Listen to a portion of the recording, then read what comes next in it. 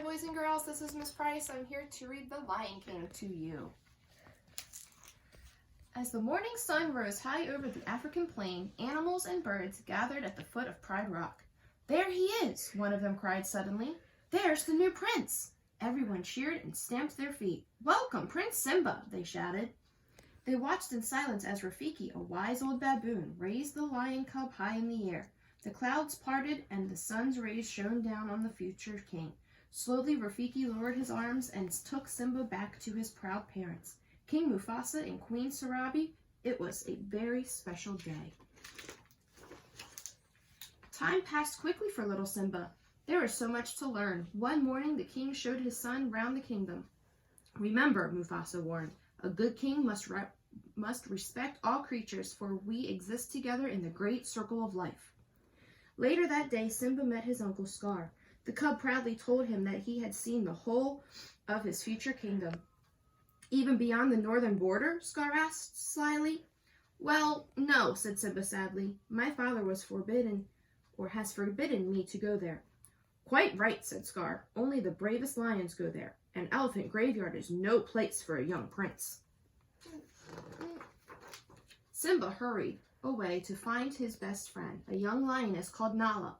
Even though he knew it was wrong, Simba had decided to visit the elephant graveyard with Nala that very day.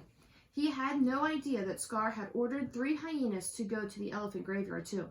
Scar wanted them to kill the cub as fast as the first step in his plan to take over Mufasa's kingdom. Simba raced ahead across the plains, leading Nala to the forbidden place. Eventually, they reached the pile of bones, and Simba knew they had arrived. "It's creepy here," said Nala. "Where are we?" "This is the elephant graveyard," Simba cried. He was looking at a skull when he saw Zazu, his father's advisor. "You must leave here immediately," Zazu commanded. "You are in great danger." But it was already too late. They were trapped. 3 hyenas had surrounded them, laughing menacingly. Simba took a deep breath and tried to roar, but only a squeaky rumble came out. The hyenas laughed hysterically. Simba took another deep breath. Roar! The 3 hyenas looked round into the eyes of King Mufasa. The hyenas fled howling into the mist. Mufasa sent Nala and Zazu ahead and walked slowly home with his son. "Simba, I'm disappointed in you. You disobeyed me and put yourself and others in great danger." Simba felt terrible. "I was only trying to be brave like you," he tried to explain. "Being brave doesn't mean you go looking for trouble," said the king gently.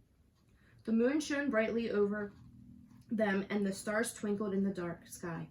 Mufasa stopped.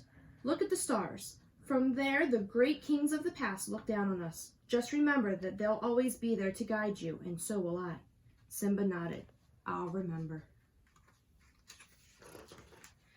By the next day, Scar had devised another plan to get rid of Mufasa and Simba. He led Simba to the bottom of a gorge and told them to wait for his father. Then the hyenas started a stampede among a herd of wildebeest. At that moment, Mufasa was walking along a ridge with Zazu. "Simba!" he cried. "I'm coming!" The king raced down the gorge and rescued his son, but he could not save himself. He fell onto an overhanging rock as the wildebeest swept by him. Looking up, he saw his brother. "Scar, help me!" he cried. But Scar just leaned over and whispered, "Long live the king." Then he pushed Mufasa into the path of the trampling wildebeest. When the stampede was over, Simba ran to his father's side. "Father," he whimpered, nuzzling Mufasa's mane. But the king did not reply, and Simba started sobbing. "Simba," said Scar coldly. "What have you done? This is all your fault," he lied. "The king is dead, and you must never show your face in the Pride again. Run away and never return." As Scar returned to take the royal throne at Pride Rock for himself, Simba stumbled exhausted and frightened through the grasslands toward the jungle. He took a few more shaky steps and collapsed. Hungry vultures circled above him. Eventually, Simba opened his eyes. A warthog called Pumbaa and Timon, a meerkat, were gazing down at him. They poured water into his dry mouth. "You nearly died," said Pumbaa. "We saved you." "Thanks for your help," said Simba, "but it doesn't matter. I have nowhere to go." "Why not stay with us?" said Timon kindly. "Put your past behind you. Remember, Hakuna Matata, no worries." That's the way we live." Simba thought for a moment and decided to stay in the jungle with his new friends. Many years later, deep in a cave, Rafiki stared at a picture of a lion. "It is time," he said, smiling, and prepared to leave. The very next day, Simba rescued Pumbaa from a hungry lioness. It was Nala. The two friends were delighted to see each other again. Nala told Simba about Scar's reign on terror at Pride Rock and begged him to return. "With you alive, Scar has no right to the throne," she said. "I can't go back. I'm not fit to be a king," Simba said sadly. "You could be," Nala told him. Simba showed Nala his favorite places in the jungle. "It's beautiful," she said. "I can see why you like it, but it's not your home. You're hiding from the future." She turned and left her friend alone. That night, Simba lay by a stream thinking. He heard a noise and looked up. "Come with me," said Rafiki. "I will take you to your father." Simba followed him in wonder to the edge of the stream. As Simba looked into the water, his reflection gradually changed shape and became his father's. The reflection rose into the sky, and Simba heard Mufasa's voice. "Simba, you must take your place in the circle of life. You are my son and the one true king." Then the reflection and Rafiki disappeared. Back at Pride Rock, the rains had been late coming and the land was dry. The hyenas paced impatiently around King Scar. "We're starving," they howled. "The herds have gone. There's nothing to eat." Storm clouds gathered in the sky and a lightning bolt scorched the earth. As the dry grasses caught fire, flames swept towards Pride Rock. A lion appeared through the smoke. It was Simba! Scar lunged at Simba, determined to kill him just as he had Mufasa. In the fierce battle that followed, Simba finally heaved Scar over the cliff's face. Scar called to the hyenas to save him, but Nala and the lionesses drove them back. Simba was victorious.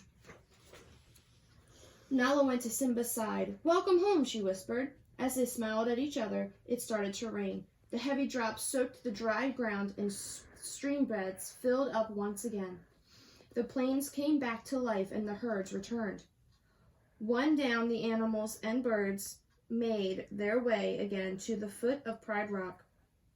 Watched by the lions, Pumbaa and Timon, Rafiki picked up a tiny cub. He showed the new prince, the son of King Simba and Queen Nala, to the cheering crowd below. That night, Simba watched the stars rise in the sky. "Everything's all right, Father," he said softly. "You see, I remembered." And the stars seemed to twinkle in reply. The end.